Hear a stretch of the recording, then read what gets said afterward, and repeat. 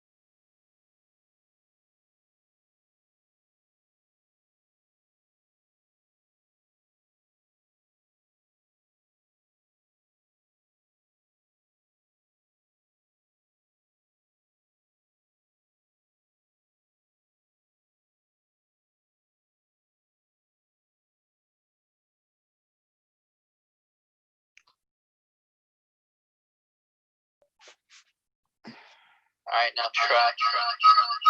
Okay, there we go. Is that it? Yes, ma'am. All righty. Thanks a lot. No problem.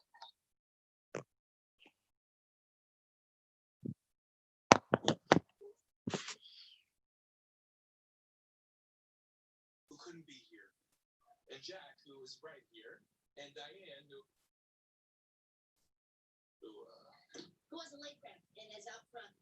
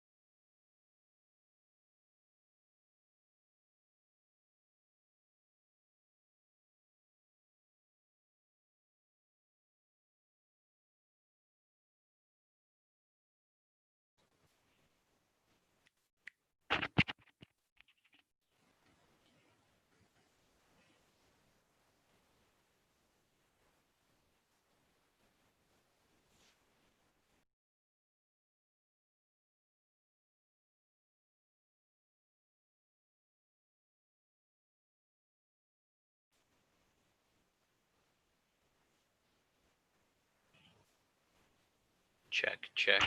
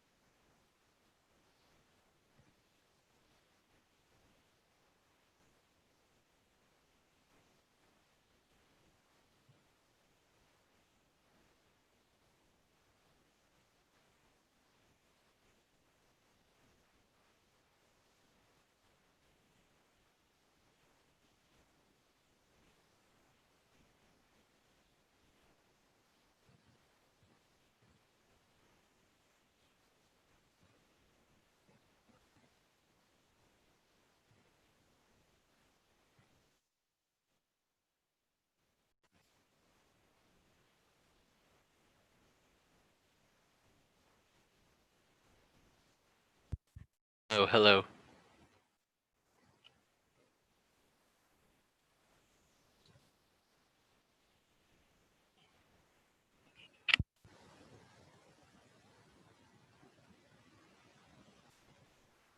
Hello? I was just testing my microphone, Miss Cole. Okay.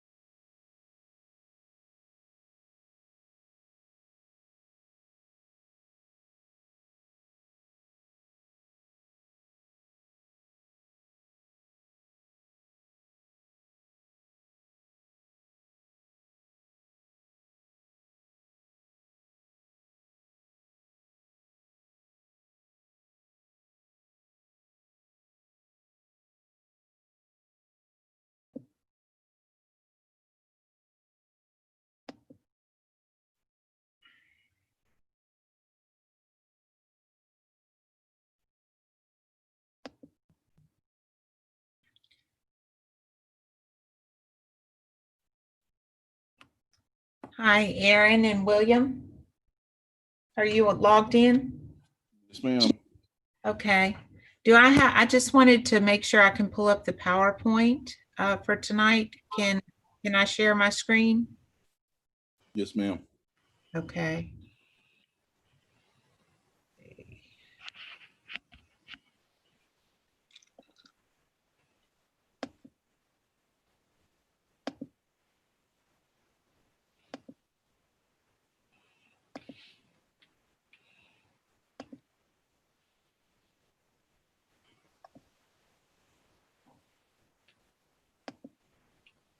I am able to see it. I'm just getting to the beginning. See, I always have to. Can you see that full screen now? No, ma'am. I see your note. There you go. There it it's is. Popped up. Okay, I'm just going to make sure I can scroll through. You're seeing planning assumptions, Yes, ma'am. planning process and timeline. Correct. Okay, thank you. Mm-hmm. I'll stop share now. Hopefully I know exactly what I did to get that on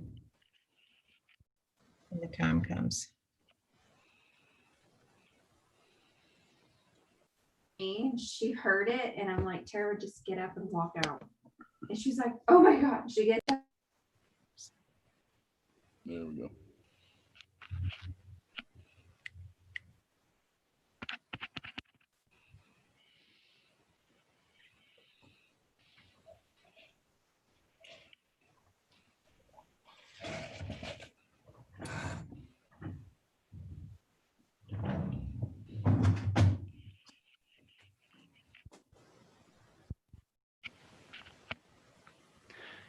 Aaron, can you hear me?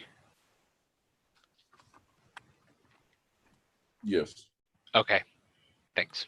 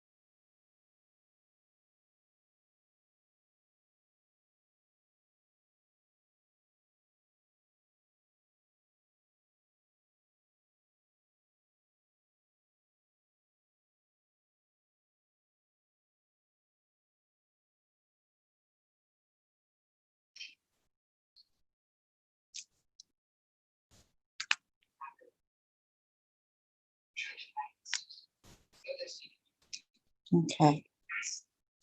We got you going here.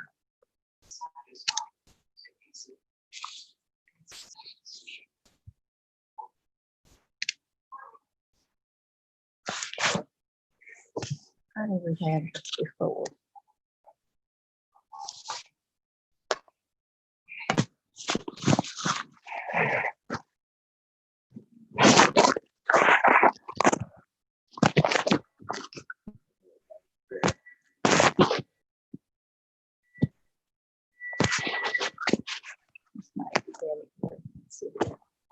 My bad.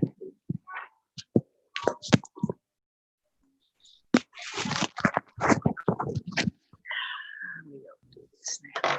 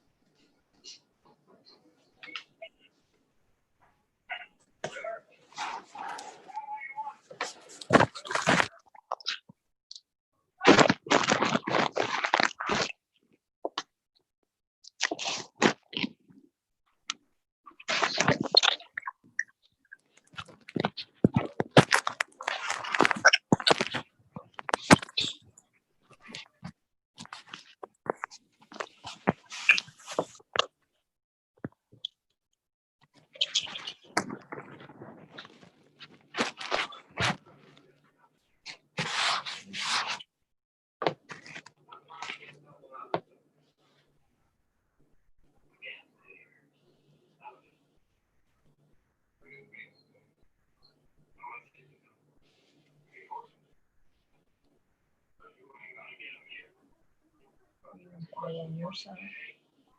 I wonder where we sit. Oh, we sit right here.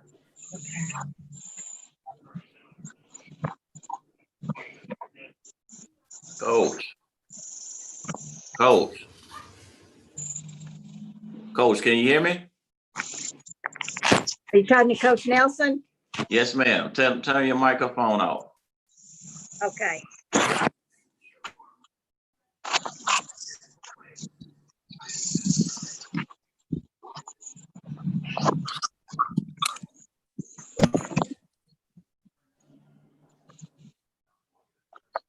Thank you.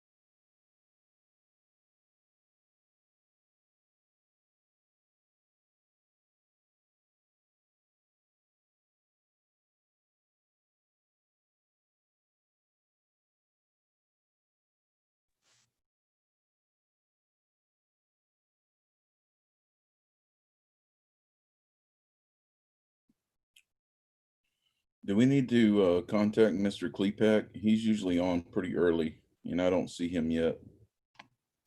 He was on earlier. When I logged in earlier, there were like 5 of us on, and he was on there. You Oh, see good. me? Yes, sir. Yeah. Let me know when we're live. We'll get started right at 6:30.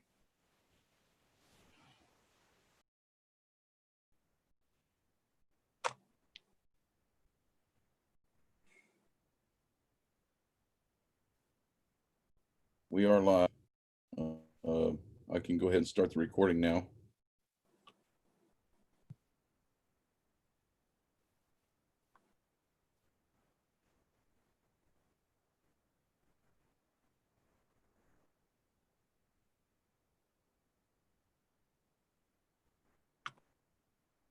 Considered the fourth key symptom of the virus.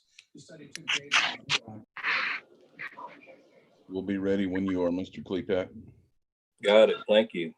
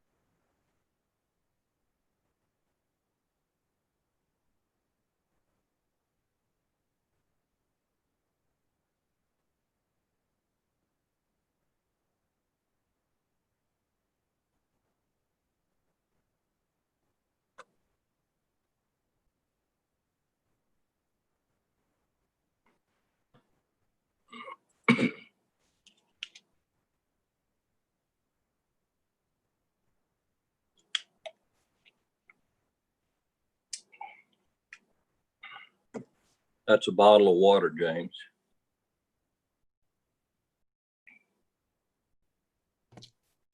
I wouldn't blame you either way. Got Cheetos. These are the HEB ones. These are like the big time crunch ones. These are really good.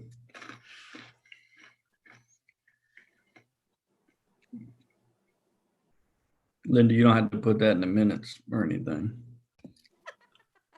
I'm eating Fritos.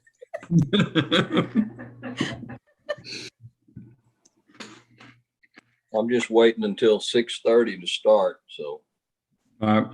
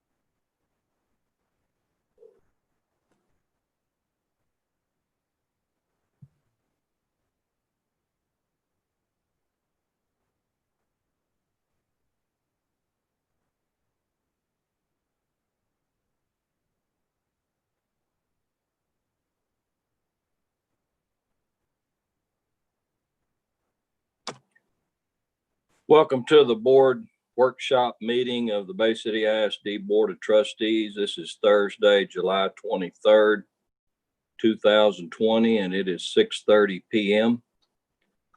Pursuant to Governor Abbott's temporary suspension of open meetings laws issued on March 16, 2020, and consistent with new state and local mandates on public health and social distancing, this workshop meeting of the Bay City ISD Board of Trustees will be conducted via a Zoom, which will be audible to the board and public at the link provided at the top of the agenda notice.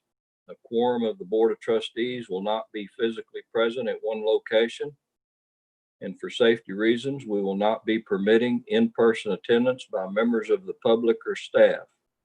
The public had the opportunity to submit comments for review by the board through email to Linda Estrada, the administrative assistant at the district administration building.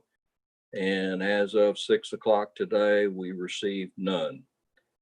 This meeting is now called to order, and I'll take roll call for the trustees. Clepack here, Cole, Here. Manning, Nelson, You're muted, Coach.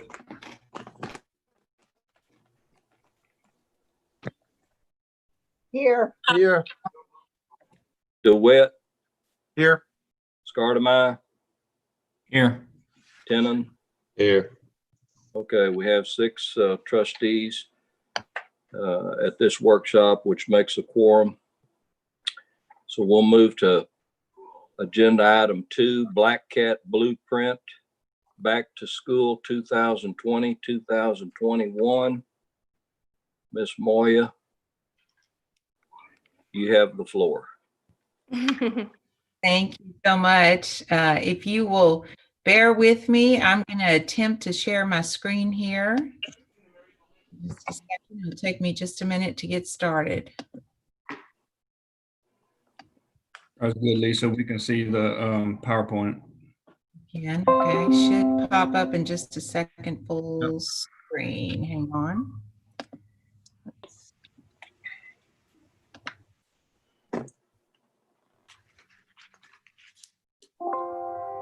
Okay, James, I'm gonna let you give me a thumbs up. Can you see full? It's full screen. It's perfect. None of your notes are on the side or anything. It's awesome. Okay, thank you so much.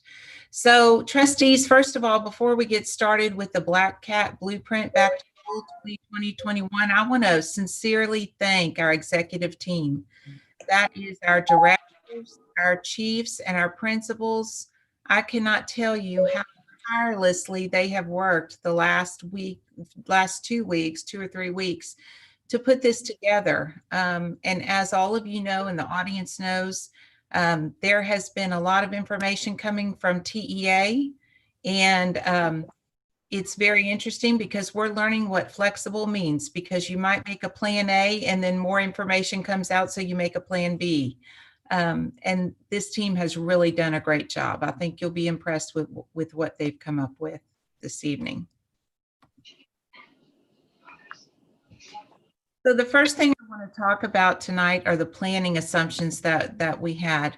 First of all, we know that COVID-19 will continue probably throughout the 2020-21 school year. We're hoping and praying that it will go away quickly, but reality is it may not. Our health and safety in district facilities will be extensive to maintain safe in-person environments for students and staff.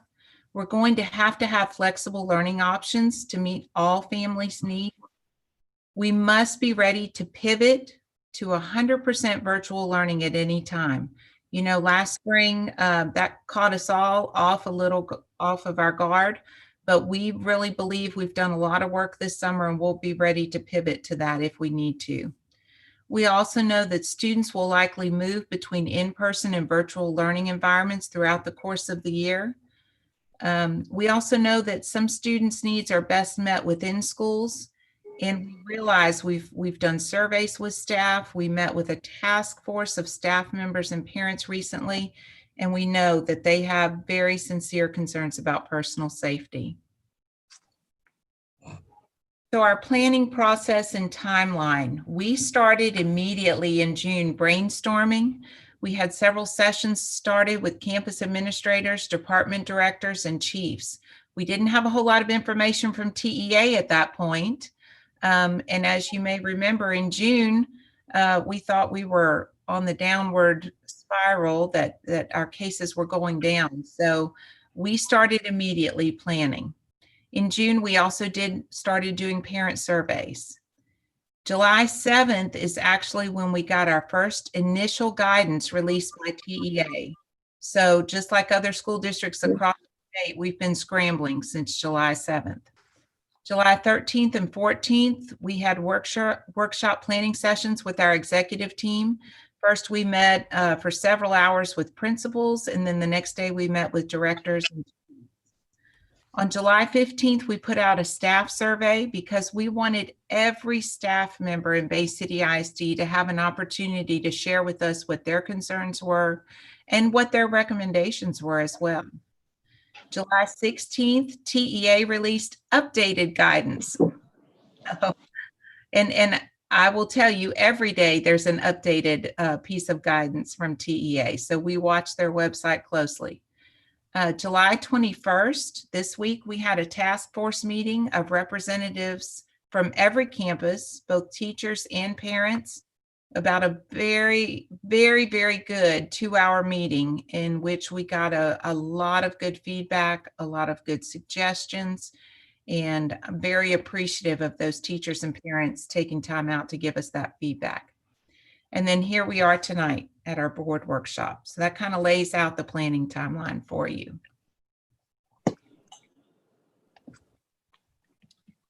Originally, we looked at 3 possible models: 100% in person, hybrid, and 100% virtual. And as we were looking at those 3 models, we were really looking at possibly offering a hybrid model being students attend school 2 to 3 days per week and they work at home the other days. But what you may know is that July 7th, when we received the first initial guidance from TEA and from the governor, they released that school systems must provide daily on-campus attendance opportunities for students who will follow the public health procedures and whose parents who request daily instruction. We did our parent survey results, and as you can see, we had at that time 70% of our parents preferred an in-person model.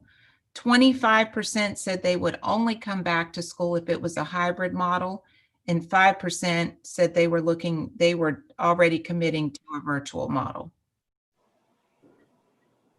So we considered that hybrid model, but as we considered that, one of our first considerations was TEA pretty much, as I said on July 7th, said that all districts must offer the opportunity for in-person instruction on campus to all grade levels 5 days a week. So we knew that had to be one of our options. Of course, we knew the other option had to be something that was virtual. When we looked at the hybrid model, we really considered that that would have a significant impact on families. There would be childcare challenges for students who were in and out of school 2 or 3 days a week. One of our big concerns was multiple children in a household. If you had high school and elementary and junior high students, what if they were on different hybrid models and different schedules? That would make things very difficult for parents. Transporting on different schedules and challenges for families, and then we would have significant challenges with extracurricular scheduling. We also really considered the impact on our teachers. When we really looked at those hybrid models, I think you'll see a lot of districts across the state are not offering the hybrid model because when it came down to it, safety was not greatly improved for campus staff. Knowing that every child would come to school at some point during the week, teachers were still going to be exposed to the same amount of students. We also know that there would be childcare challenges for our staff who were parents. If their children were off 2 days a week, how would they take care of childcare while they were at work 5 days a week? Planning for students who were learning in 3 different models would be difficult. If we had students who were coming 5 days a week, some students who were coming 2 days a week, and then some students who were 100% virtual, that would really create a planning challenge. And the next bullet, it would create a really big challenge as far as taking attendance for all 3 of those groups. As a teacher, you can imagine how difficult it would be to figure out who is supposed to be there on what day, and how do I take attendance for all 3 groups. The other thing we looked at was staffing, is that really 3 models would require more teaching staff than Bay City ISD can even acquire. The teachers just aren't out there to staff all 3 models. Yeah, let me jump in right here, Lisa. And ultimately, the decision to not have the hybrid model, to some of Lisa's point, one, the burden that we would actually put on our teaching staff would just be too great. Again, as Lisa said, trying to manage 3 different instructional models, 1 virtual, in person, and then some who are there sometimes, and then some of the kids are learning from home. Almost an impossibility. Even if we wanted to take on this task, we don't have enough personnel to actually support this model. And I think it would just water down the instruction that we're providing for our kids. So we looked at it. It was not a fit for us here in Bay City. So in Bay City ISD for the following school year, we'll have 2 models. Parents will, of course, be provided a choice for 100% in person or 100% virtual. So I know there's a lot of questions about what will that look like. First of all, our biggest concern is our health protocols for those students who choose and those families that choose 100% in person. So we wanted to highlight some of those things that our team is putting into place. First of all, we'll have daily self-screening of students and staff. Monitoring. I'm sorry, I think somebody has their microphone on. There'll be daily monitoring of temperatures before entering campus or boarding buses. We know that that's one of the symptoms of COVID. And so our Chief Operations Officer, Stuart Crouch, has researched temperature scanners that will be at every location that students arrive. We'll have multiple locations, and we'll be monitoring those temperatures when they come on campus. We will also, we've made a commitment to have aides on every bus that will monitor temperatures before a student gets on the bus. We'll have instruction and hygiene protocols for staff and students, hand sanitizer and disinfecting wipes in every classroom and common area, face shields or face masks for all students PK through 12 and all staff. And the state actually has shipped us a huge amount of PPE equipment. We've gotten part of that shipment in, and part of that is hand sanitizer, disinfecting wipes, face shields, and face masks for adults and children. And then, of course, I've already talked about and developed an increased cleaning schedule of classrooms and common areas. Again, Stuart Crouch, our Chief Operations Officer, was very proactive last spring. He could see this coming and had already ordered our own disinfectant foggers that our custodial staff will use in the classrooms and the common areas. And then additionally, we have signed a contract with a company called Germ Blast that will come in and do intensive disinfection of the campuses periodically. Actually, Lisa, Germ Blast is going to work throughout the district. So not just in the schools. Oh, okay. Yeah, I believe we signed a contract. So they'll help with the like the school buses. They'll clean the athletic equipment, cleaning athletic areas as well. Even to the point when we were having conversations with them to where they'll go in and clean like the toys and stuff that the kids are using in pre-K. Can I ask a question real quick, or are we going to save them all for the end? Oh, sure. Go ahead. So face shields or face masks for all students and all staff. Is that an option for the staff? Can they just choose which one they want? And is that an option for the students? Can the parents choose which one? You know, we had a lot of discussion about that, Mr. Scardamai, and certain people have, for example, medical conditions that a face shield is more conducive for them than a face mask. For example, someone that has asthma. So we felt like there needed to be some discretion in there to take into account age, to take into account any medical conditions, as well as the teaching situation. There may be times where a teacher's face needs to be seen for instruction. For our ELLs, our English language learner students, and our students learning phonics and things like that. So we felt like that discretion needed to be there. The CDC recommends either one of those. But the expectation from the governor's order is 10 and up. Yes. The school buildings will wear the face covering, not the shields. And again, we'll have some flexibility there if you have medical concerns. But no, that's what we put that in. We put the face shields in there as an option for those who, again, you're talking about instructional purposes for somebody who's in pre-K. There's a time where a kid is actually going to need to visibly see the teacher pronouncing words or letters. I understand that part, but just as a general practice, the mask is what we're expecting. Okay. So can I jump in real quick while we're on the face? So the blueprint says all students. So you just said the governor requires 10 and up. So are we going beyond that and going to require all students? Because you keep referencing TEA guidance, and TEA actually does not recommend all students. So I'm just wondering where that came from. That they didn't recommend all students? No, it just says that the schools are required to comply with the governor's executive order regarding the wearing of masks. And it says they may require all students, but it does not recommend requiring all students. Right. And that governor's order expires in 2 weeks, and unless he renews it, then we may not even have a mask order at all. Well, I'm just curious why we picked all students when that's not what the governor is requesting or requiring. Well, I mean, I think as a superintendent who's responsible for keeping all kids safe, I think that that's the best practice, unless it's developmentally inappropriate for a kid at their age.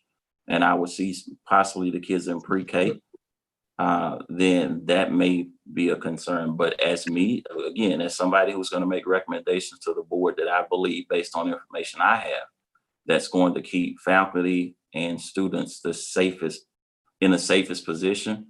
These are the recommendations that I'm putting forth. And go ahead. Go ahead. No, information you have regarding like the science behind kids wearing masks and what?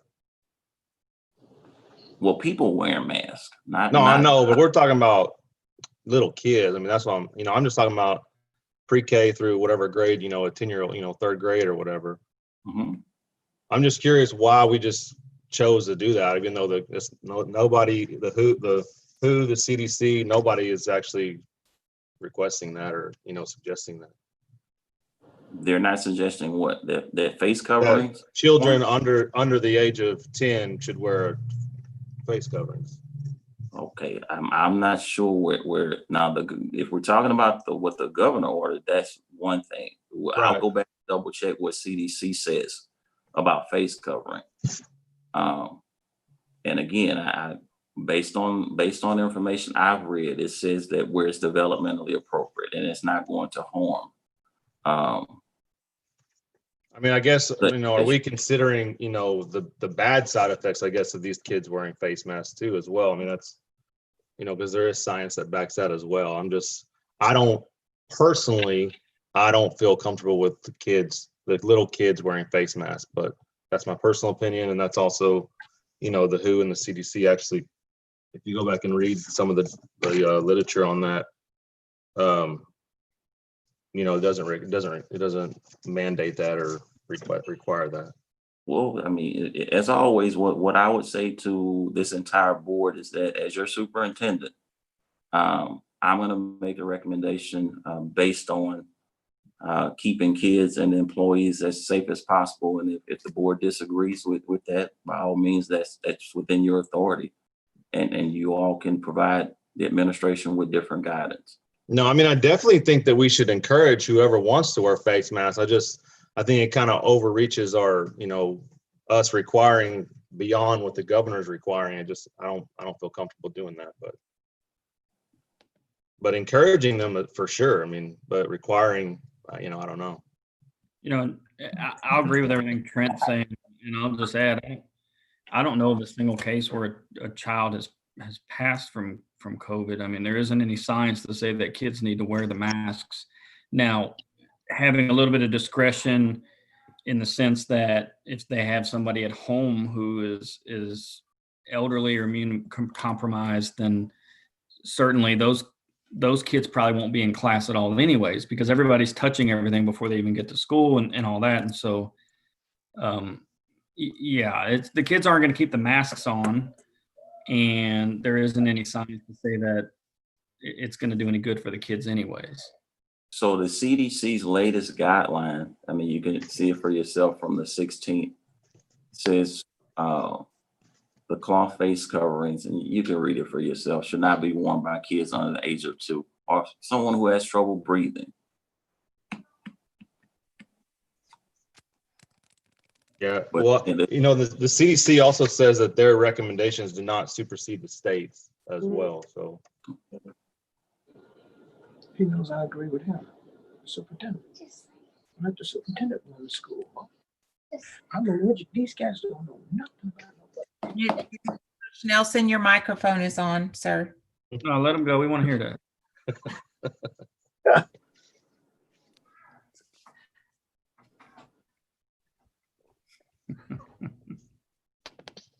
Can I say something? Can I say something? Do y'all mind? Sure. So yeah, this is definitely to me a topic that there, half a dozen this way, half a dozen that way. But the other thing that we as a district have to try to do is also protect the staff that we need there to teach the students. And I think in part of that discussion, when we were discussing with the task force, that was the part of the topic was, what can we also do to ensure that some of our staff maybe are lessening exposure to them who are more susceptible to the coronavirus and having some negative aspects. And I think it was just us thinking that by saying the students, and when at all possible, when at all reasonable, have a face mask on, it'll let the interaction between them and their teachers be a little safer situation for them. I mean, that would be the only thing that I would say, because there are definitely conflicting views medically on that. But I think when we're looking at trying to protect two groups, that might help staff feel more comfortable. Yeah, and and I agree. I want the staff to feel comfortable too, but like James said, I've looked and I haven't found any cases where it's scientifically proven that children are passing COVID-19 to adults. So I mean, I feel comfortable following science and not, I guess just on a whim, and also want to try to follow the governor's recommendations or mandates. So it's, I've also heard stories of schools that are already school hasn't even started, and these schools are getting sued because they're requiring all kids to wear masks when it's, and the governor's not mandating it. So I'm thinking about it from that standpoint as well. Well, Trustee Tennant, one thing that I can tell you is that as long as your decision here as a school board, because you're the governing body of this district, as long as it doesn't conflict with what the governor actually says, you can do whatever you want to do. No, I don't want to conflict it. I want to follow it. No. What I'm saying is, as long as you meet the minimum standards, right? As long as you meet the standards of the governor's order, there's nothing that forbids you as a governing body from adding additional safety precautions in place. Right. No, I agree with that too. I don't want to overreach and, create an issue that doesn't have to be there as well. Like I said, I would definitely encourage all students, if you want to wear a mask or their family wants them to wear a mask, encourage. I agree with that, but I just don't feel comfortable mandating that all students wear masks. Under 10, of course. That's just my 2 cents on that. Well, whatever decision is made, or whatever recommendations are put forward, that would be at the responsibility of the board. Once again, as your superintendent, it's my job to bring you the best recommendation I possibly can. The best recommendations I believe that are going to be beneficial to our students, our teachers in our community, as a matter of fact, all of our employees. And if the board sees differently, then the administration will follow the board's guidance. Okay. I have a question. Can you hear me? Yes. Do you think someone would feel more safe if the other people were wearing a mask or were not wearing a mask? I think if I had to ask myself that question, then I would stay at home and my kids would be at home. I'm not sure what you mean. What I mean is if you're having school and there are some people that aren't wearing masks, what about the other ones that are wearing masks? Are they going to feel comfortable with the ones that aren't wearing the mask? That's my point I'm trying to make. So that if they're wearing a mask, they're okay, right? So the ones that don't feel safe, they wear the masks and they'll feel okay. Is that what you're saying? Right. Yeah. I mean, I agree. Well, I mean, too, it's not, I mean, yeah, of course, we want everybody to feel comfortable, but, you know, I'm just going to always go back to, you know, the governor's mandate and then us as a school district overreaching that. I mean, I'm just not comfortable with that.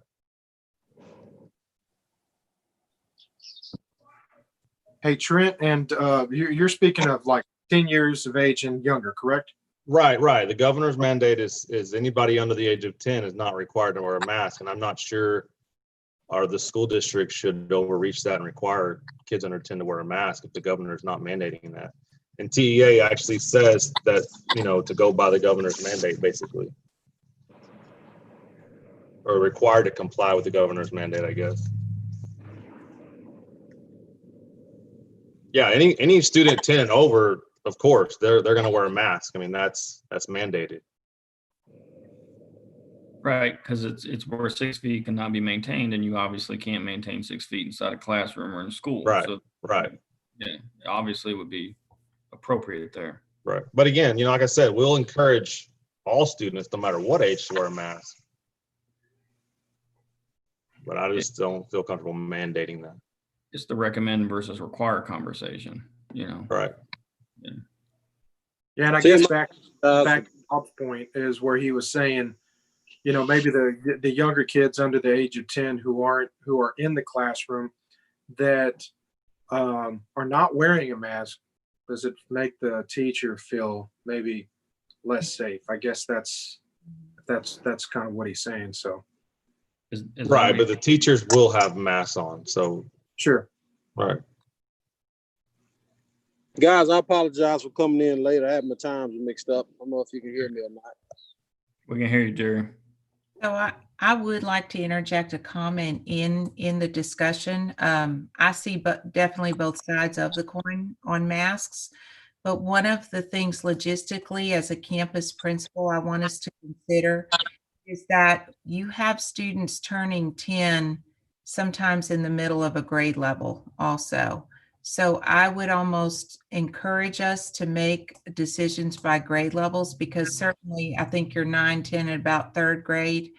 And I don't know the difference between a 9-year-old who's 9 years old and 11 months versus all of a sudden you just turned 10 in the middle of the year and now you have to wear a mask. Does that make sense? That's logistically difficult for us to manage. I just wanted to put that out there. And the other thing I do want us to consider is that if some of our younger students are riding buses or carpooling or things like that with other students, they'll be in contact with those other students as well. So I just want to, you know, I see both sides of the coin, absolutely. Yeah, and I understand it's going to be difficult to, you know, for lack of a better word, police the mask stuff. But again, you know, the governor, I'm going to go back to that every time, you know, he's not mandating that. So I do agree it will be difficult. I mean, nothing about this school year is going to be easy. I understand that 100%. But again, like I said, I don't feel comfortable overreaching what the governor's mandating. Sure. That's, you know, and I just keep repeating myself, but yeah, I understand. And certainly I just wanted to put out there that I've seen some districts comply with that by saying grade 3 and up, rather than maybe, you know, 10-year-old and up, whatever that age group is, they've just lumped that group together as where the 9 and 10-year-olds are. So one more point to this, because I just want to be very clear that if you add kids who are under 10 years old, you're not violating the governor's order. You just, as a local governing body, you've added something else to the order. So you're not violating it. Yeah. Right. I know we're not going to be violating it, but I definitely think we're overreaching it. I mean, I have to assume there's a reason why that mandate is in there the way it is. Well, I mean, it's back to the fact that kids they're not getting it, and when they get it, it's mild, and they're not passing away from it. It's more about protecting everybody else than it is about the kids. The kids just, I mean, I don't know of any cases where a child's passed away from it at all, and I'll have to go back and look again. But the last time I looked, there was 0. Right. But you know, to Bob's point, and everybody else's point, our teachers need to feel safe, and so they need to use every precaution that they can. The ones that are worried about it or have somebody at home or themselves maybe don't need to contract it. And then the people at the kids' homes. So if you know, kid has a single parent and then they're not feeling well, or if they're raised by grandparents, obviously those families need some extra precautions. But I'll say again, if that was my kid and I had an elderly person at home, I would choose the virtual option if that were a choice. And so Right. I think it all comes down to choice here, and putting that decision into the parents' hands and not forcing the decision on a child, but allowing the parents to have the freedoms. Right. Or the parent could send them to school with a mask. I mean, if that's their choice. Good. Absolutely. They're going to make them take it off, by no means. Right. Agreed.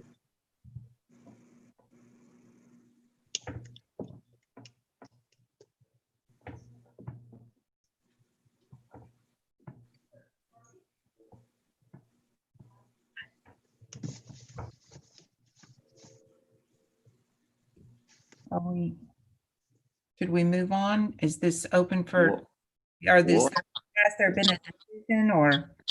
Well, I think the board needs to give the administration some guidance, or do we put a pin in this concern about the mask, and then the board votes on it as a part of approving the plan? Hey, if I may, I have a little bit of input on that. I've been kind of catching up, running a little late, apologize. But my thought process on the mask for the young ones, 10 and below, I don't see it if we require a mask, that it would be overreaching. I kind of see kind of the opposite of that, almost to the fact of if I use an illustration on the highways, if the speed limit is 70, that's saying that's the maximum speed that you're allowed to travel.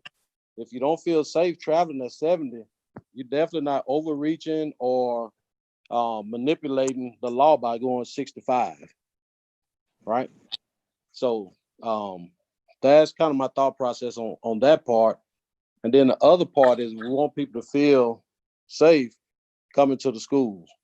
And that includes the staff, that includes the teachers. And even though young children, and you're right on that, Scott, young children are passing away from it.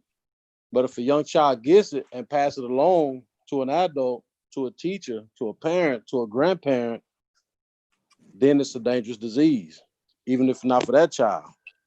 Yeah. So the goal is to keep everybody protected the best we can. And I would definitely want to err on the side of caution versus, we worried about taking away somebody's rights or some stuff like that. Right. And yeah, so my that's my kind of my thought process on that. And it goes along with a lot of things that we do. We're wearing seatbelts. We're required to wear clothes.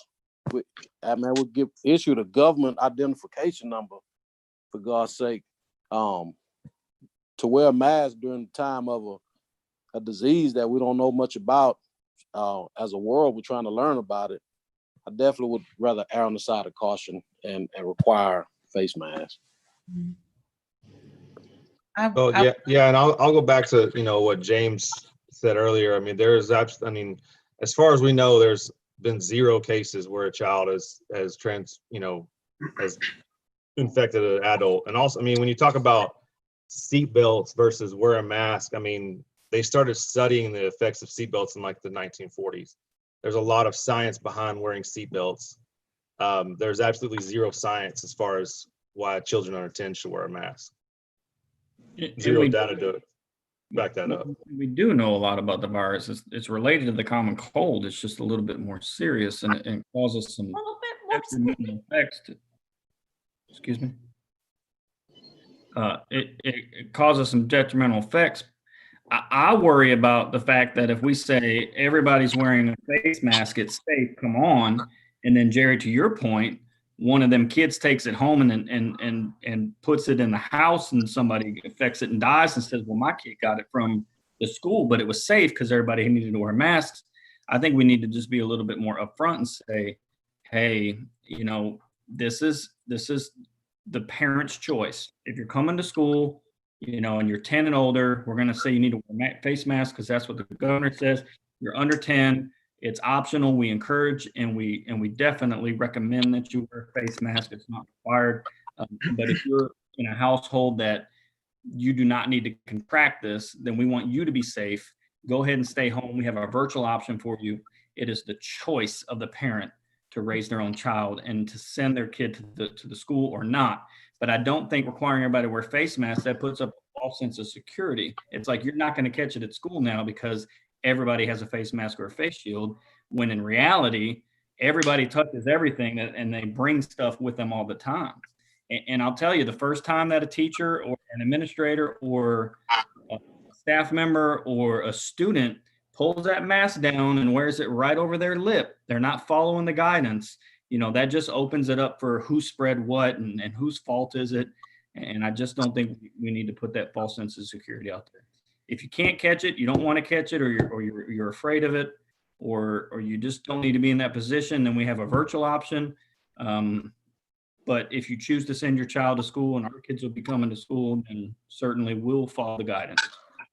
James, the trustee Scartemeyer, the other point to that is our teachers don't have that option. Okay. Our teachers don't have an option whether or not they go to work. So we, again, not just responsible for 3,800 kids. I'm responsible for 260 teachers as well. So, so with saying that, absolutely, we want to keep kids safe, but we're also responsible for the adults here too. And based on some of the feedback that we've gotten, teachers have concerns.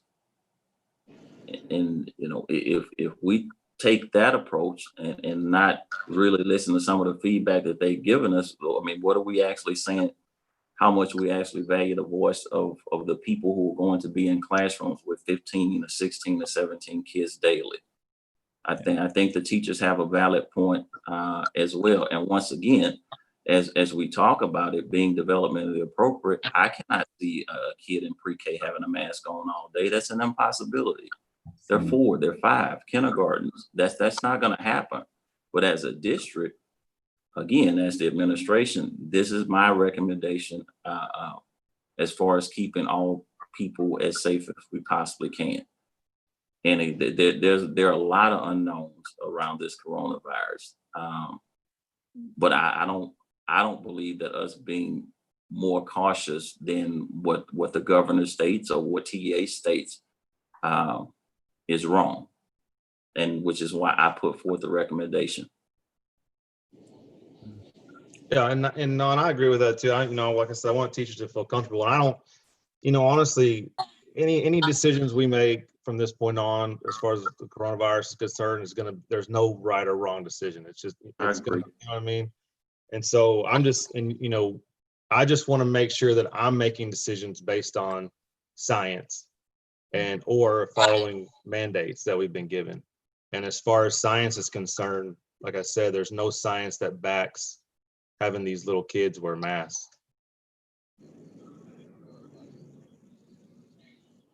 I think we should have it. I can tell you that I'm an old guy now and I don't have little kids, but if I did have little kids going to school, they would be wearing that mask. And that would be absolutely your choice, like it'll be everybody else's choice. And we'll encourage that. But to put a mandate in there for us to say all kids, I just don't think we should. And, to the point of that there hasn't been a child that's died from the COVID-19, that may be true, but, Matagorda County had the first COVID death in the state of Texas. And I would hate for BCISD to be the first school district in the state of Texas that had a COVID death from a child. No, I never said that no child has died from COVID. I said there's no evidence to show that a child has ever given the COVID-19 to an adult.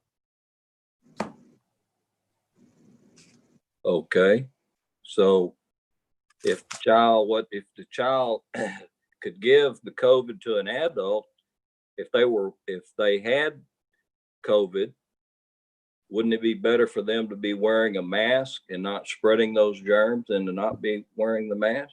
No, I'm saying that there's no evidence to show that that has ever happened, that a child has ever transferred the COVID-19 to an adult. There's no science that shows that that's happened. And as far as germs goes, the first time the kid touches the mask with their hands, any useful thing that mask is going to do has been, it's non-existent anymore.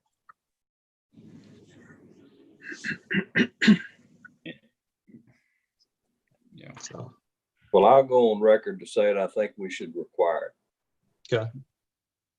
Oh, I do just want to go on record to say that I think all districts are struggling with it. And we've seen some districts that are following the governor's mandate to the T. And then we've seen some districts like Pearland ISD who are recommending masks for all grade levels as much as possible and as developmentally appropriate, PK through 12. So I don't want board members to feel like we're overstepping our bounds as school boards either way we go, but there are other districts who have required it PK through 12. And I definitely want to go on record to say I recommend that all students wear face covering as well. And me too. Me being sick at home, well, not being sick, my health being challenged, I would want them to wear face masks for their safety and mine.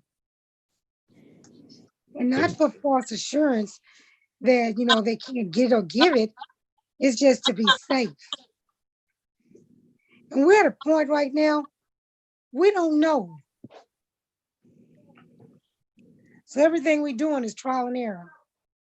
Well, it was like I said, I'm not going to stop any student from wearing a mask.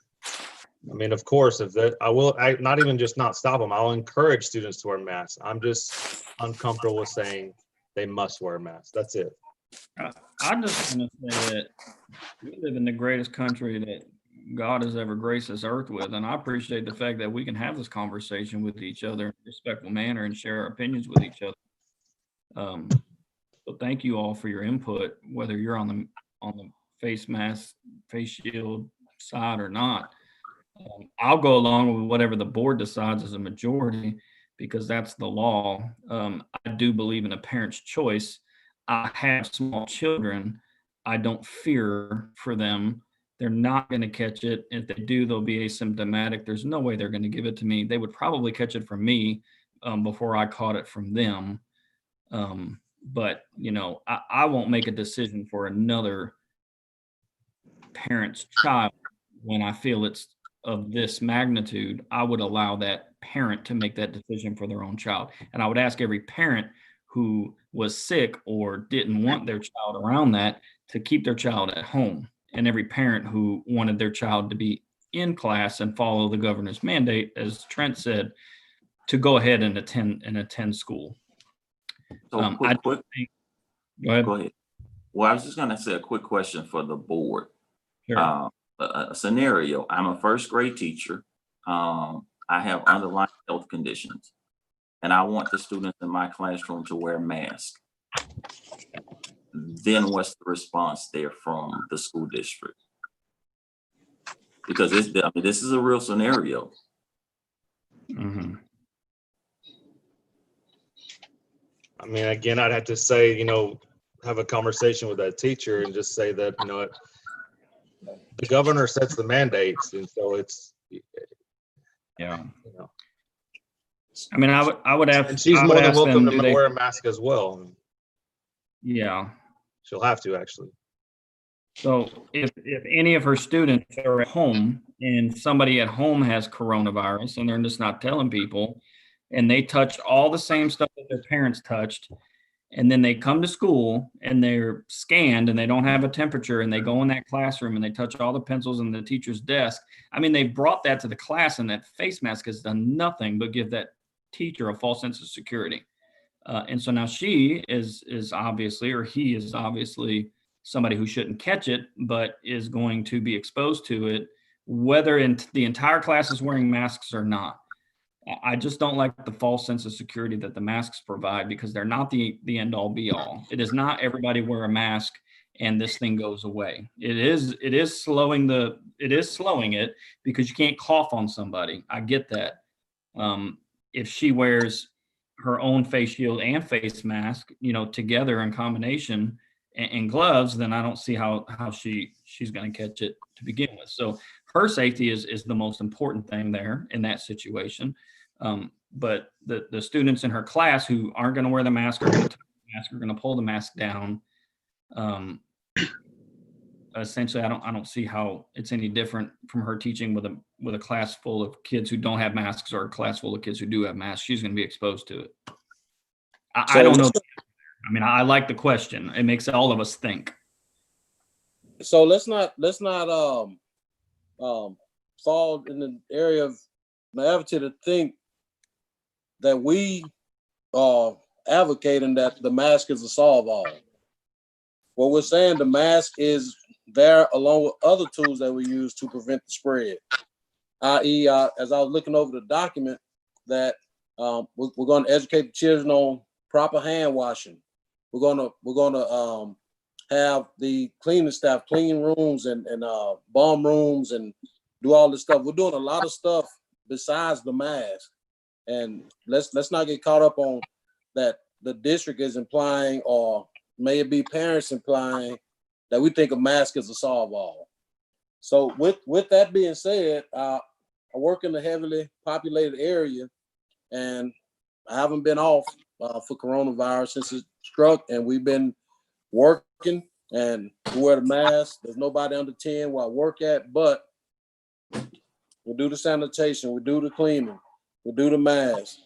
Every day we're talking about it. We're trying to educate each other on it. That mask is just another tool in the toolbox of prevention.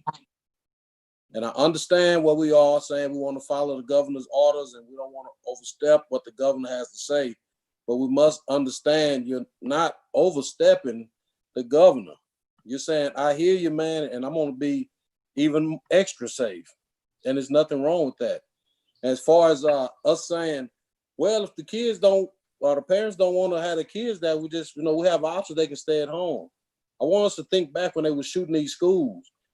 We didn't have that option. What did we do? We held classes to teach children how to react pretty much in the war zone, to teach teachers how to react in a war zone. We had discussions on whether or not we're going to arm teachers. Yeah, in other words, we went above and beyond. We should go above and beyond here, and that's my personal opinion. If something happens, I want it to be said that we did the very best that we can to protect every human being that works or that's in attendance on our district campuses. Can I just say something real quick? I think we're spending a lot of time on this. I think we know where it's going with this. I think there's a majority of the board wants to go ahead and go with the mask. So I think we should just go ahead and move on. We're just going to go ahead and that's just what I'm saying for time's sake. And I think we've hit the subject hard enough.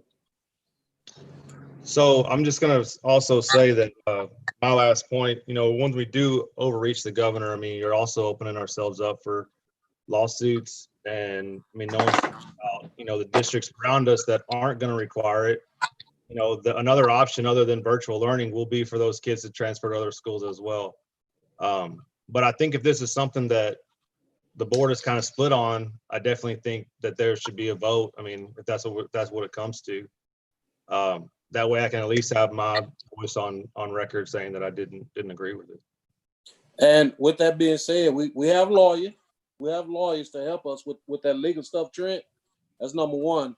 And number two, we've all went on record to say how we feel pretty much. Now, I just want to give some advice to the board. Whatever we come up with, that's not for the basically the ISD school board to be out. I'm not saying anybody's going to do it, but I just want to get it out there. However it goes, it's not for us as a school board to be in the community saying, well, it went this way. I really thought this. I went this way. We have to stay unified as a board. We got to remember that. We taught that in training. Well, That's yeah, kind of put that there. yeah, I remember training. I mean, you don't have to tell me how to act in the community. I'm part of this board, and I mean, I'm well aware of that. Big 10-4. I just want to make us clear. I wasn't singling you out. I just want to make clear on that. Whichever way it goes, that's how we're going to rock.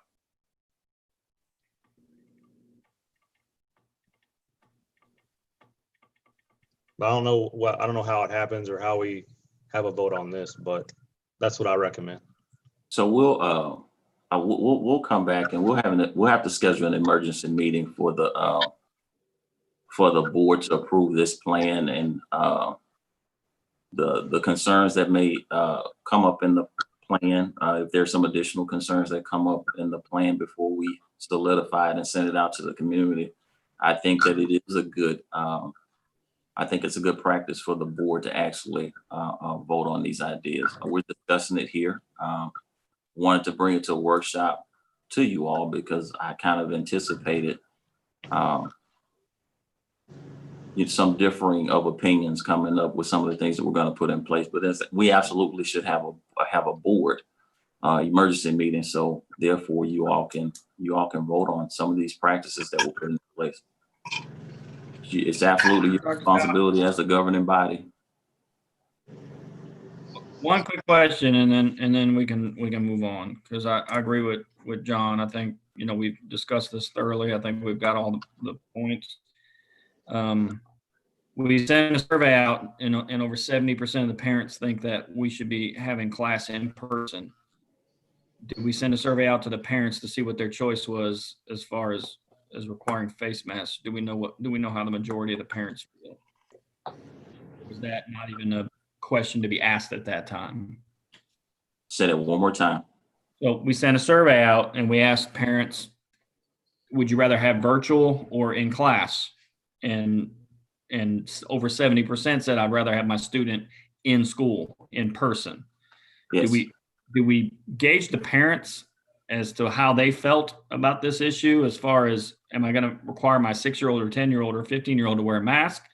Or was that not even an issue at the time when we sent that survey? Well, way back. Well, as one of the strategies to keep kids safe, no, we haven't sent any of those out. But if that's a board recommendation, I guess if there's something else that comes up and the board is not 100% going in the same direction with that, if it's another strategy that we have on here that you all disagree on, we can, if you're directing me to send that out to the parents to survey them, then by all means, we'll do it as the administration. I'd love to hear what the parents say, because if 70% of the parents told me, nope, I need everybody in that class to have a mask, I would just be like, okay.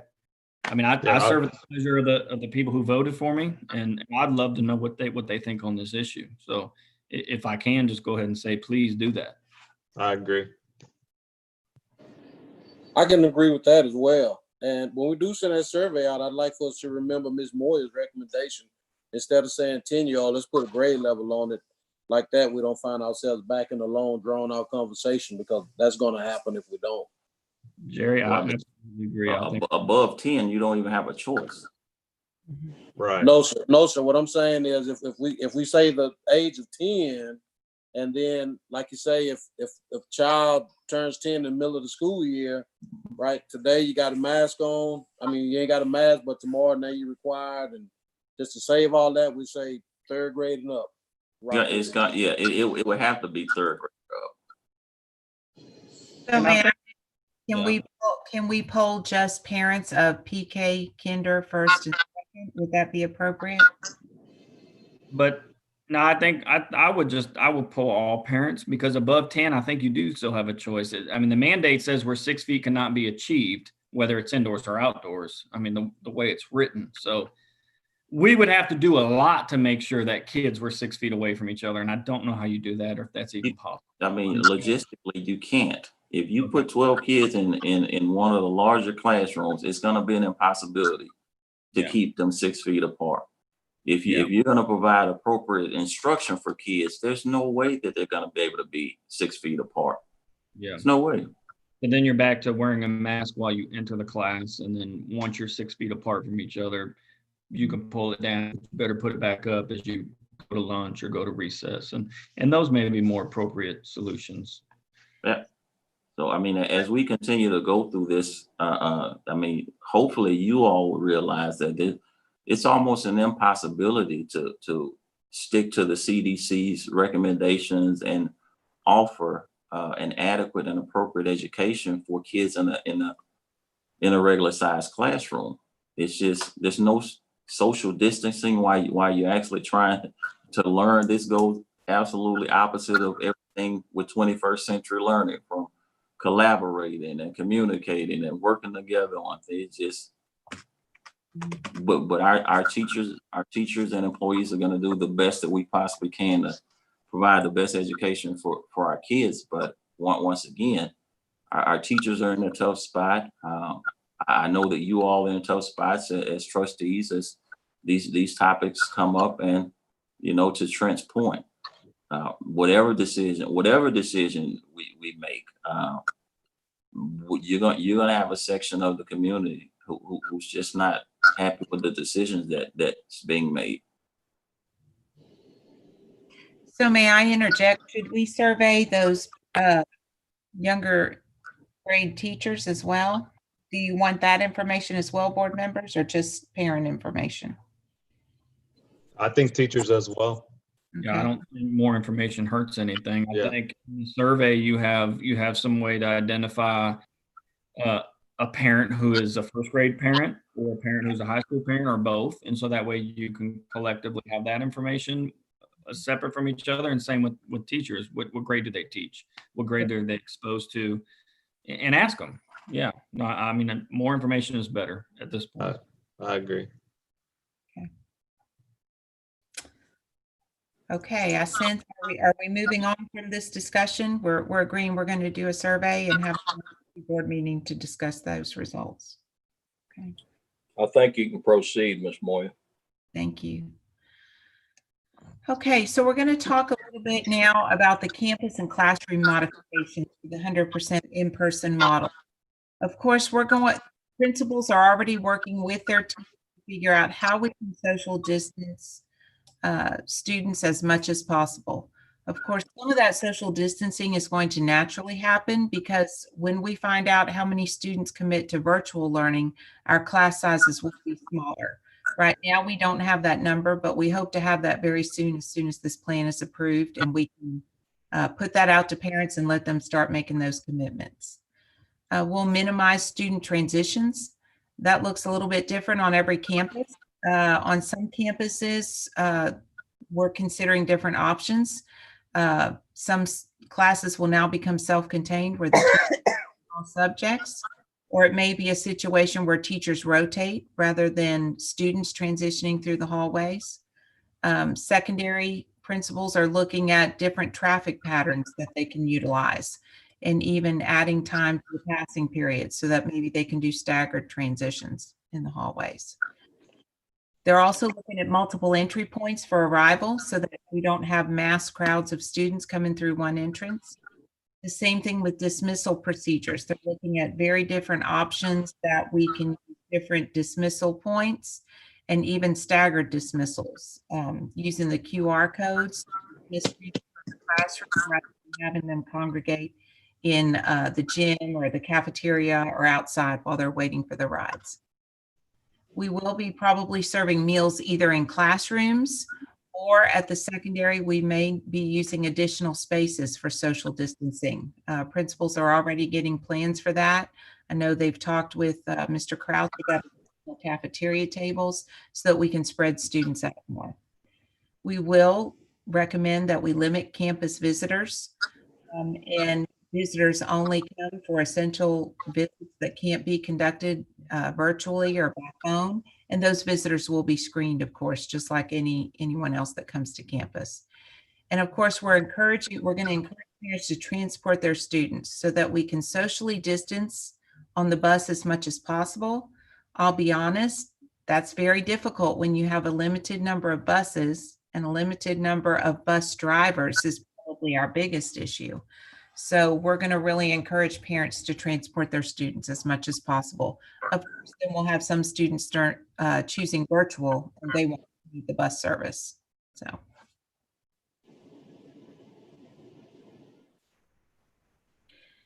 The other thing I'm very proud that our district has decided to do is that we've decided to create a position of a COVID coordinator.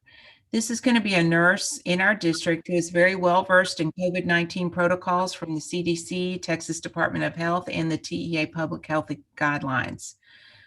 This person will work with all the campuses to coordinate responses to any lab confirmed cases or suspected cases, both the students and the staff, helping to make our procedures on every campus and every department implemented with fidelity so that we're always following those same procedures to respond.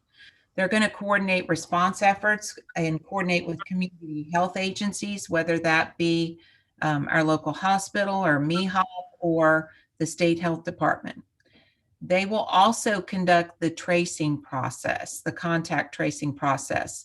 There's very specific guidelines that TEA has given us that we will follow, and that person will follow that contact tracing process, contacting parents and making those appropriate communications to anybody that might be involved in that. They'll also monitor isolation times. For example, he has guidelines as far as how long somebody should be home in isolation. They'll help monitor that, check on that person, pretty much basically what the contact tracing nurse does in our county with any community cases. And they'll also coordinate with the chief of HR and the campus principals to make sure we're doing the return to school and return to work clearances and making sure we're good on that end. So right here, I want to thank the board for allowing us to create this position so that we can have one medical professional on our staff to coordinate this. I mean, this is it's a huge job. It's a huge task, but I think if we have one point person between ourselves and the other medical providers in the area and with the state, I think it'll help us better manage whatever may come up around the COVID-19 in our schools and across our district. So thank you all for this position.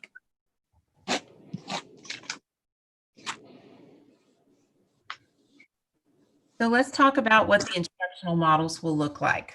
The 100% in-person model, you adopted a strategic goal back in the spring that we will integrate the most up-to-date technology district-wide to enhance student development, growth, and learning. I'm very, very proud to say that as of August, every student in Bay City ISD, K through 12, will have their own Chromebook, and we will have a one-to-one full implemented initiative. Also, every teacher will have a document camera capable of live streaming lessons via Zoom. Every teacher will have a teacher Chromebook in case they need to work remotely. We will be implementing a blended instructional model, which we started in the spring, but we were, as you know, pivoting very quickly to that. But what we learned in the spring, now we're ready to carry out full force with all students using Google Classroom daily. In our classrooms, if teachers are using Google Classroom and using this as a blended model, we will ensure all students are familiar with that virtual platform. So that way there'll be a seamless transition between those students who are on virtual school or those students who are receiving in-person instruction. And if students need to go back and forth between the two models, that transition should be much less disruptive. They should slip right into the in-person model because basically students will be doing the same work on Google Classroom. This will also make our ability to pivot to an all virtual setting, either by campus or district-wide if necessary, if we had to. So the biggest questions come about our 100% virtual model. Of course, this is going to be much more rigorous than the instructional support that we provided during the spring 2020 COVID closures. TEA mandates that there are daily attendance and engagement requirements, and there are guidelines that we must follow, and that's important for parents to realize. This isn't what we did back in the spring. We must address 100% of the TEKs.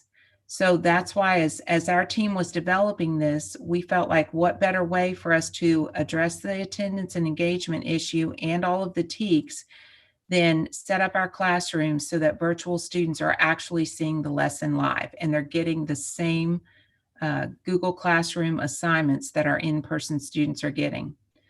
All of our grade levels will have a synchronous component. That means two-way, real-time, live interaction with the teacher and class via Zoom. That's exactly what we're doing right now. We're interacting with each other. If I were the teacher, you're seeing my PowerPoint, you're hearing my voice. We can have a discussion. You can ask questions in real time. All grade levels will also have an asynchronous component. That means that it doesn't require live interaction, but requires daily work and teacher feedback. That's the part of the Google Classroom assignments that the teacher assigns.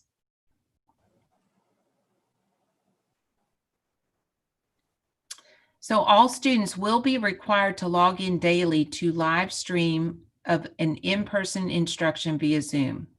They'll be required to complete daily activities or lessons assigned by the teachers. And those, of course, we've said are the same lessons assigned to the in-person students. The grading will be the same as the in-person model. The campuses are working on schedules and planning right now. And one of the things that the TEA guidelines tell us is that we can ask parents to commit for at least 6 weeks, because that transition between in-person or virtual, if you try to do that in the middle of the semester, that could be a little rocky. So we're asking parents to commit to at least 6 weeks before, if it's not working out, then they can request from their principal that they transition back to the in-person model or vice versa. Of course, we'll have some exceptions to the rule. If a student becomes sick or becomes lab confirmed, they would need to transition to the virtual immediately for isolation. Now, our credit recovery and our dual credit students, they'll continue to follow an asynchronous model that's already set up in their current programs. So one thing about this virtual model, and for our parents who are actually on, and for board members as well, is to Lisa's point, this is not what we did in the spring. In the springtime, we provided remote support for instruction. This model is actually going to be instructional delivery. The expectations, once again, will be that you perform, that you're engaged, that you participate, just like you were sitting in the classroom in person to person. We may need to revisit this and present this instructional model to our parents, Lisa, a little deeper, so they'll have an understanding. This Sure. isn't you just sit at home and you get on the virtual model whenever you feel like it, and when you don't, then you just turn it off and you go somewhere else, or you log in and then you just have the login on and you go play PlayStation for the next 2 or 3 hours. That's not what this is. It's engaged learning. It's going to be participatory to where kids are actually going to have to interact, give feedback, and they will be assessed and graded in the exact same way. So I don't want any of us to believe that this virtual model is going to be less rigorous or it's going to be less challenging than the face-to-face.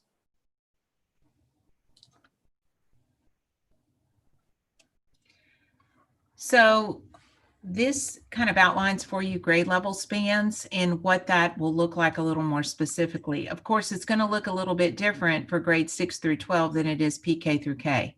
Realistically, kindergartners and 4-year-olds cannot sit in front of the computer all day logged in to watch their class. So teachers will be working with their principal, Jana White. She's already started meeting with her instructional leadership team, and they're looking at several key activities throughout the day that would be beneficial for the virtual students to participate in, such as, for example, circle time or the read aloud time. And that will be a set time every day that those students will log in and participate in that activity. Then the asynchronous part for those students will, of course, be Google Classroom assignments, but also we have a wealth of online learning programs that the teachers utilize, such as our Lexia reading program, our ST math program, where students can log on, progress can be monitored, the teacher can give them feedback daily. So that'll be part of the pre-K and kinder program.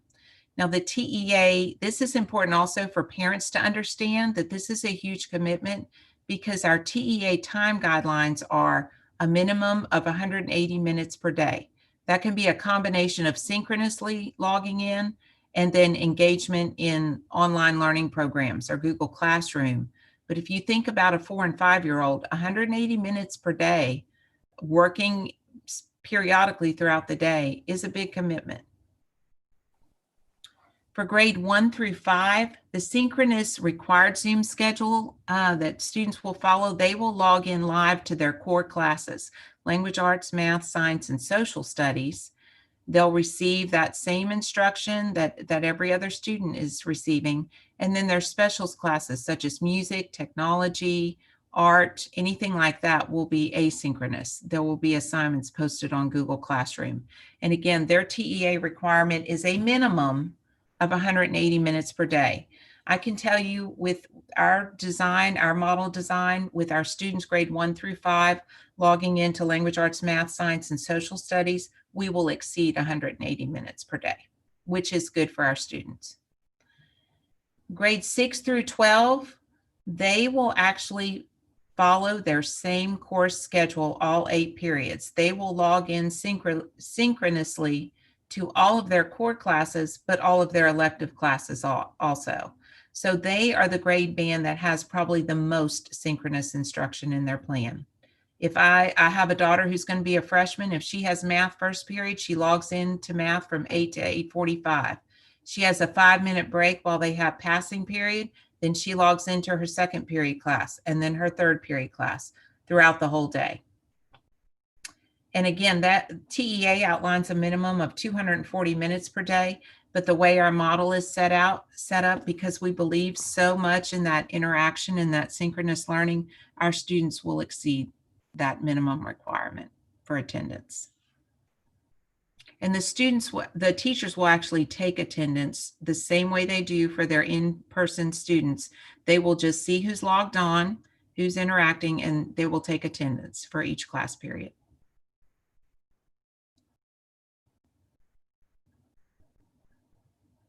Any questions about those things? So our next step, we wanted to discuss with you, as you probably have heard, the governor did announce that, and TEA announced that schools could look at a 3-week all virtual start at the beginning of the year. And Actually, Lisa, it's 4 weeks now. Oh, it's 4 weeks. I'm sorry. That's how quickly things change. So you're right. I'm sorry. 4 weeks. We polled our teachers when this information came out. Of course, at the time it came out, it was 3 weeks, and now it has changed to 4 weeks. You're right. At that time, 65% of our teachers were in favor of that all virtual start. 10% had no opinion, and 25% were not in favor of it. What it would do for us, the pros that we see to that, is that it would provide additional time to have all of our safety measures in place and all of our equipment.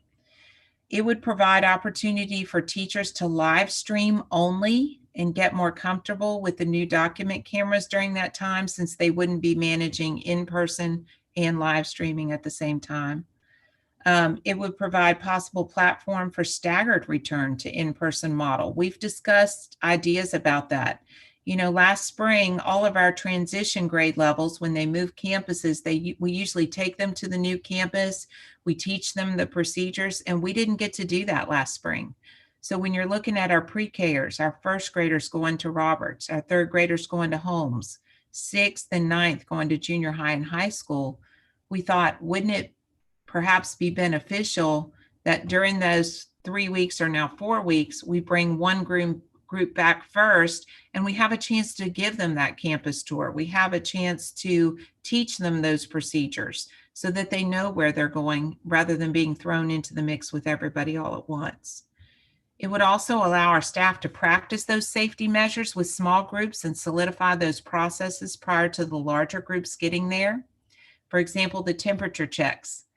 It would be great if our staff could practice that model with just one grade level, get it down for a day or two before we add some of the other grade levels in. And there's going to be a lot of lessons learned. Let's face it, the first couple of weeks of in-person when we're implementing these new safety procedures. And it would also possibly allow more time, I'm hopeful, I'm prayerful for our current community COVID cases to possibly decrease.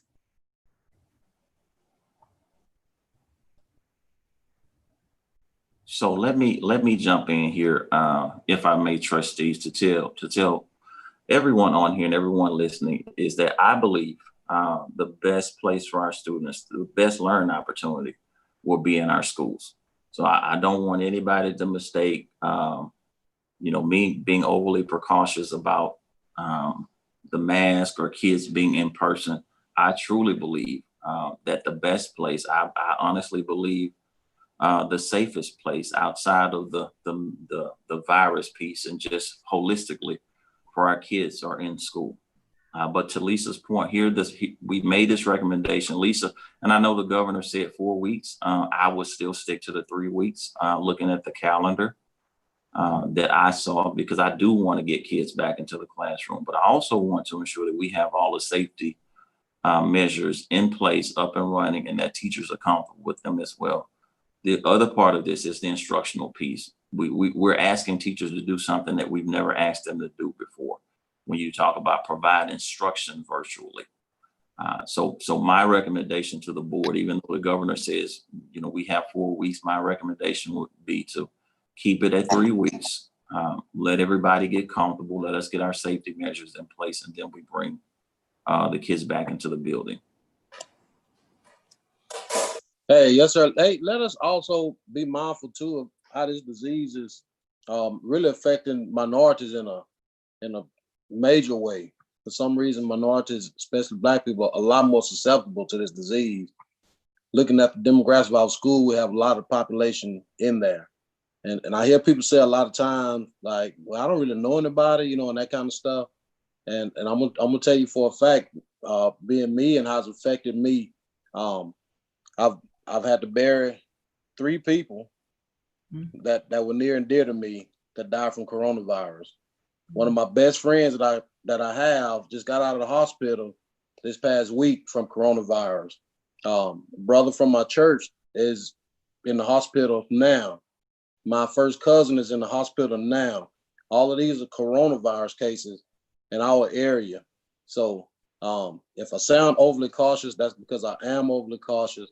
And we have to think about, as we navigate through this whole process, that this disease affects people not only by age, but it's been shown ethnicity as well. So just keep that in mind as we go about making the decisions that we're making.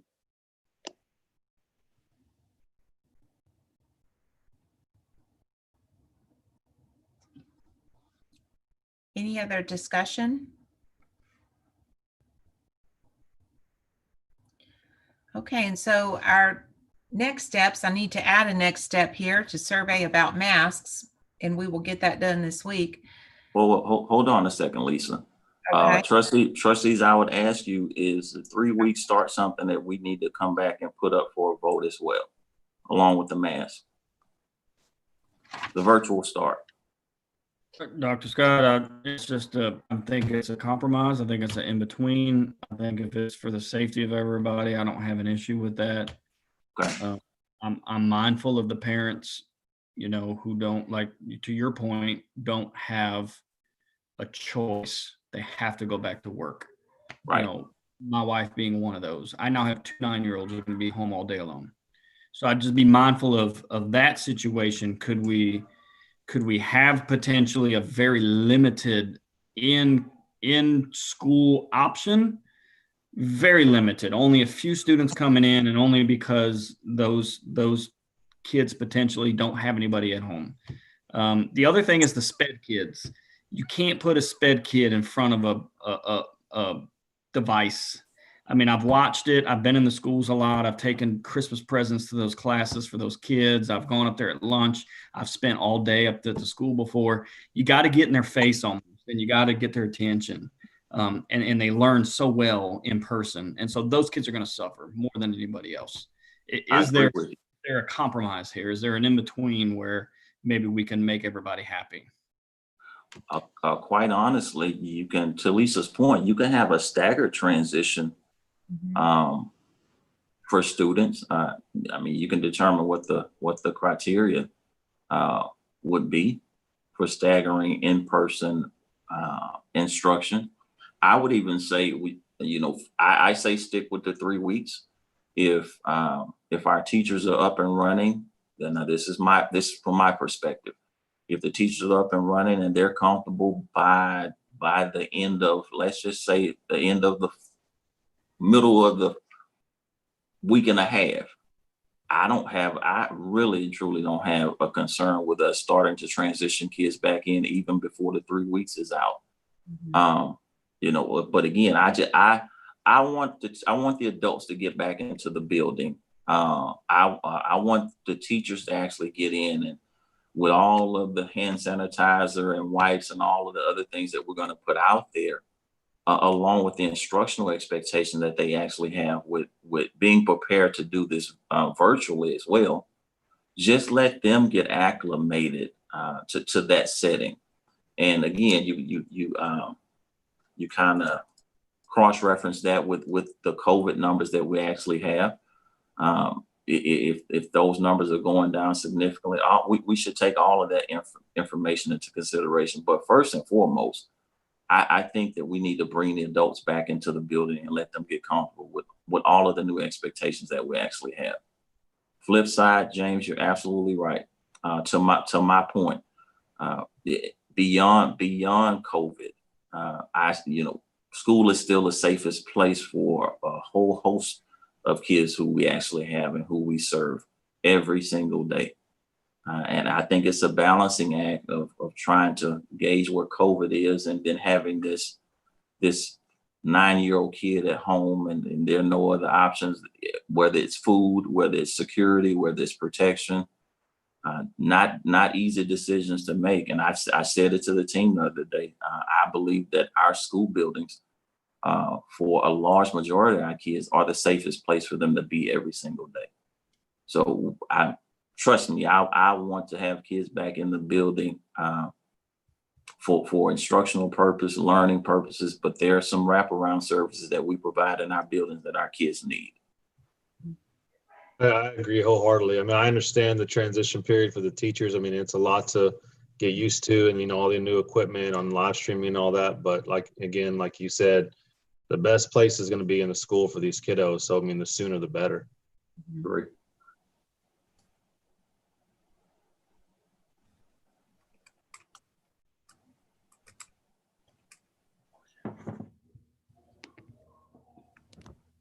Dr. Scott, do you want me to move on? Do you feel like we? Well, I was just going to ask Mr. President. So based on just an unofficial word from trustees, we're okay with the 3-week virtual start for our teachers and our employees. I haven't heard anything negative to the effect. So. Okay. Yes, sir. So our final next steps, we had hoped to publish our plan to the community and parents tomorrow. Obviously, we probably need to step that back because we're going to do a survey about the masks, because we really believe that the community needs to see this plan so that they can make an informed decision. Do I feel safe sending my child with these safety precautions in place, or vice versa? Can I make the commitment? Do I feel like the 100% virtual with the attendance requirements and the live streaming and the engagement requirements, do I feel like that's going to best serve our family? So we probably need to push these dates back until we have information on masks, I assume. So Lisa, I think pushing the date back is probably not going to be best. Okay. If we can almost put a pin in the mask piece, because I want the parents to have the information. Okay. As you're going through, the further out we push this, right, the less data we're going to have, whether or not they're going to come back virtually or person to person. So if we could tentatively send this out to parents and say it's a draft, okay, a draft pending board approval, and we can probably make some adjustments around the mask piece, and I mean, kind of highlight that's definitely still going to go to the board for a vote. I think that parents really and truly need to see this. I know we have many who are watching, okay, but if we give this this information out to them as a draft and possibly even get, their input on it for the next next few days. I think that's going to be the best way for us to make the most informed decisions as we move forward. Because if we don't give this to them soon, Sure. If I were a parent, I'd start to get a little antsy. We're moving into August. I understand. So trustees, can you weigh in on your thoughts about sharing this with parents as a draft pending board approval? I think if you presented it to me as a draft pending board approval and put something in there about, where the masks, and then put we require your feedback, or we value your input here. Yes. But now they're reading it. You know what they're reading. They're reading when we're going back. Are we going back? Are we delaying? Are we wearing masks? Are we doing this? Are we doing that? They're going to read all the details, and when they see, oh, they really want my opinion here. This isn't finalized yet. I think that's an awesome idea. Okay. It may have your survey response percent, even be even higher for people who actually fill it out. Sure. Okay. I agree. So we will also open up a 3-step process for parents where some of our parents have already started to register their students for next year. This is new across our district in that every year now students will need to register through their parent portal if they're coming back to school. So we started that in the spring, but we'll ask any parent, if you are a returning or a new student, whether you're choosing an in-person or 100% virtual model, you need to fill out the 2020 student registration. Then we'll ask parents who are comfortable making that decision. If they're ready to make that decision, they can go ahead and fill out the virtual instruction at home registration. That'll help give us some numbers for planning so that we know a little bit more what those class sizes look like. And then for those students who are choosing the in-person model, we can go ahead and open up bus registrations. So again, that'll give us some information as to what our ridership will look like and how many bus routes we're going to need to run.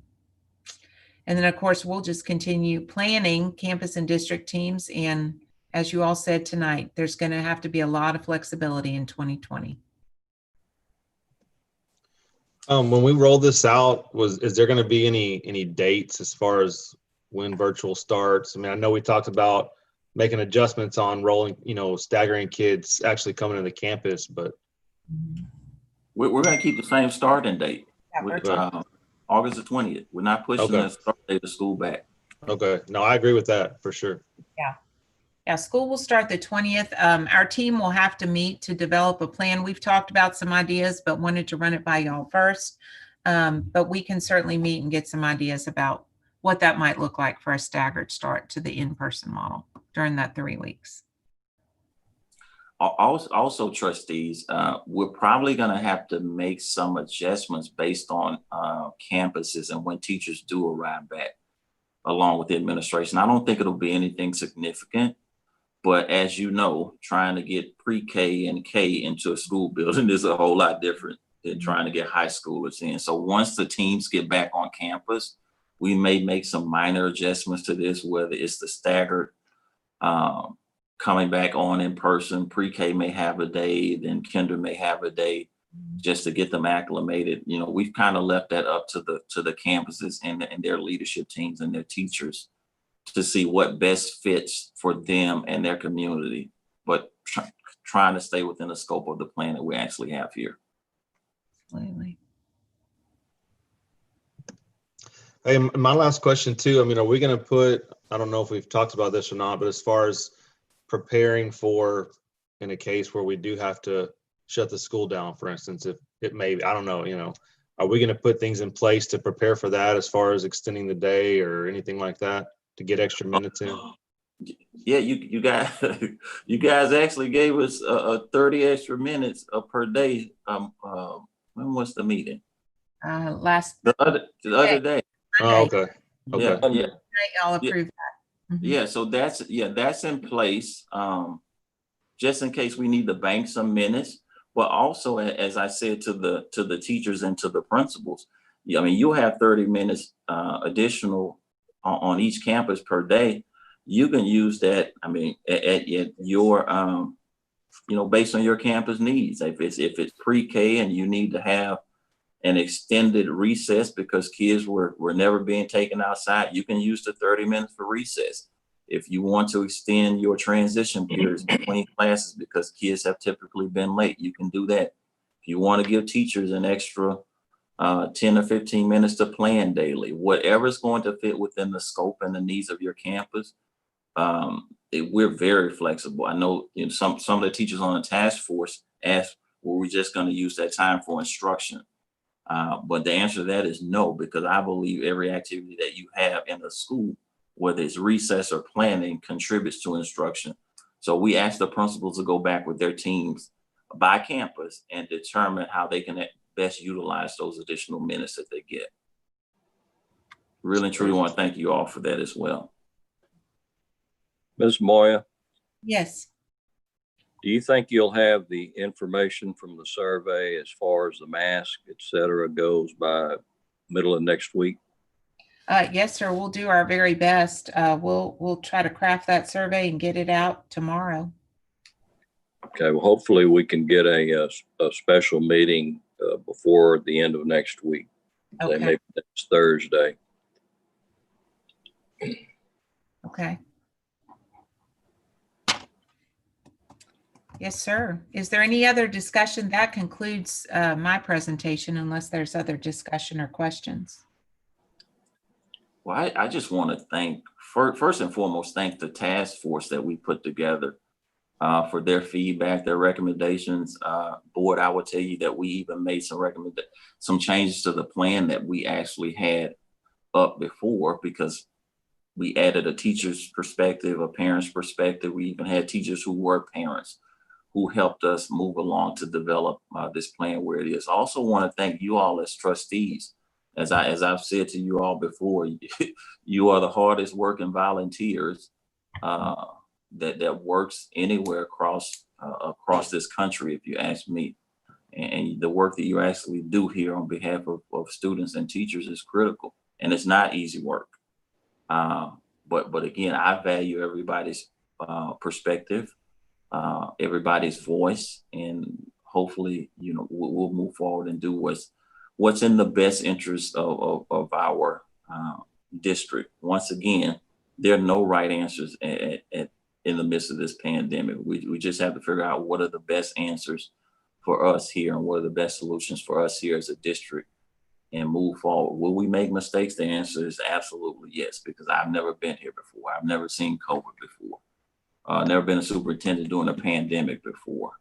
But again, I do believe that we'll be better on the other side of this pandemic. Mr. President, that concludes my comments here as a superintendent. Okay, well, obviously the coronavirus has created an educational nightmare.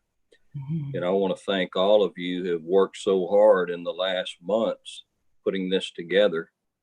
And, education right now is a moving target with this coronavirus, and y'all are all to be commended in the great job that you've done up to this point. Hopefully, applause for that. And hopefully, we'll get school going. The coronavirus will deplete somewhat. Maybe we'll get a vaccine and we can get back to normal. That's what we all hope for and pray for. So one more thing. Yeah, one more thing I want to brag about and congratulate you all as a board as well is we kind of grazed over it like it was normal, but we're a 1-to-1 district now. That means every single student in this district has his or her own device. Not only that, you as a board made it possible for us to have how many hotspots, Lisa, to where every single kid in our district, 600? Yeah, every family who needs one had a hotspot. Every single kid in our district now has access to internet as well. That's not happening in many places. Let me say that again. It's not happening in many places. So my hat's off to you as trustees and to the administration for really focusing and putting the taxpayers' dollars where I believe they need to be, and that's providing instructional resources for our kids. So kudos to you all as a school board. Dr. Thank Scott, you very much. and we'll defer most of that credit to the strategic plan, which was made up of administrators and teachers and staff and parents. Well, I think we only had 2 board members on there. So, I mean, thank you for that, but absolutely there were more people involved in that one-on-one decision. In fact, I think according to the last email, 500 of them still have those devices at home. So we should be ready to go virtual here in the next couple of weeks. Hopefully we get those back, or at least get those accounted for. I just want to thank everybody who worked on this plan. Lisa, you could have put masks in there. You could have put no masks. You could have put, you could have left it blank. You could have put masks question marks. We were going to have that discussion. So don't think that because we had that spirited and informative and opinionated discussion that by any means that plan was anything less than spectacular or stellar. So thank you for that effort. All of you who contributed to that, I agree with 99.999% of that. You know, we got to do what's as safe as possible, and I think there's a couple of points that we just need to get some parent feedback on, and so thank you for all of that. I don't know if we touched on what happens when we have a positive test, or if that's a different conversation, or if that's something that Dr. Scott, you might want to touch on. I'm sure we have protocols for that. I mean, I sound silly saying do we, but I'm sure we do. But I don't know if we need to have a conversation around those sooner or later. Well, I will tell you that again, we've been given limited guidance on what to do. I mean, the guidance is extremely broad. It goes from closing the entire school down to, if there's a positive case in a classroom, to where that student is removed. You send in your cleaning crew, they clean the classroom stays closed for 3 days, but the rest of the school continues to function. I will tell you, because we haven't gotten into one of those cases yet, I'm gonna resist as much as possible for closing the district down. I'm probably gonna, my approach at this point is probably going to address the area that needs to be isolated, whether if it's a classroom or if it's an area, and take that approach. If it becomes a lot of cases throughout the school, then we'll have to do something at the school level instead of shutting down the entire district. So that's gonna be my approach. I don't think it would be a good approach if we have one positive case at a school and then we just shut the entire school district down.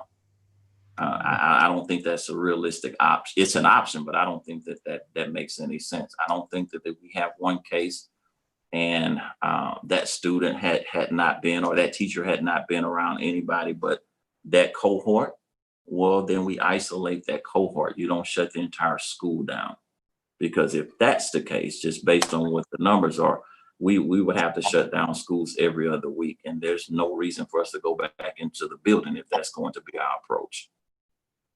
So once again, that's why we're trying to put so many what do you call it, mitigating practices in place, and kind of prepping ahead of time so that we can actually avoid these possibilities. We can lower the possibilities that we have these cases. But if in fact we do, we're going to deal with that case. We're going to deal with it case by case. Mm-hmm. So the recommendation is kind of broad. CDC will tell you what to do with that student or with that adult. Mm-hmm. Very limited on what you should do with that environment or the others around it. There are some, but it's not really explicit. Or even TA's guidance isn't that explicit.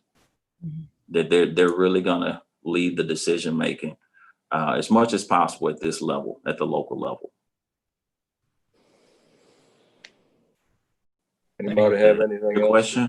Did that answer your question, Trustee Stoudemire? It did. Okay. Yeah. So we don't have hardcore protocols, but we're still learning, and we'll do what's appropriate. Is what I got from that. So, yeah. There's a lot of information on the Black Cat blueprint also. I think everybody got the email on that one. Yes, sir. And that actually is the plan that will be published on the website, so parents can read it in full form. I think I emailed that to y'all. Dr. Scott emailed that to y'all today. Yes. Anybody else have anything? Thank everybody for being here, and we'll move to item 3, adjournment. Is there a motion to adjourn? Make a motion to adjourn. Motion made by, who did that? Trustee DeWitt? Scarlett. Okay, Trustee DeWitt raised his hand, so he's Perfect. making the motion. Is there a second to that motion? Seconded by Trustee Scardemeyer. We'll take a voice vote on it. Clepack, yes. Cole? So, what y'all need? Cole? Yes. Manning? Yes. Nelson? Nelson? Come on, coach. You're muted. DeWitt? Yes. Okay, there's Nelson. DeWitt? Yes. Scardemeyer? Yes. Tenon?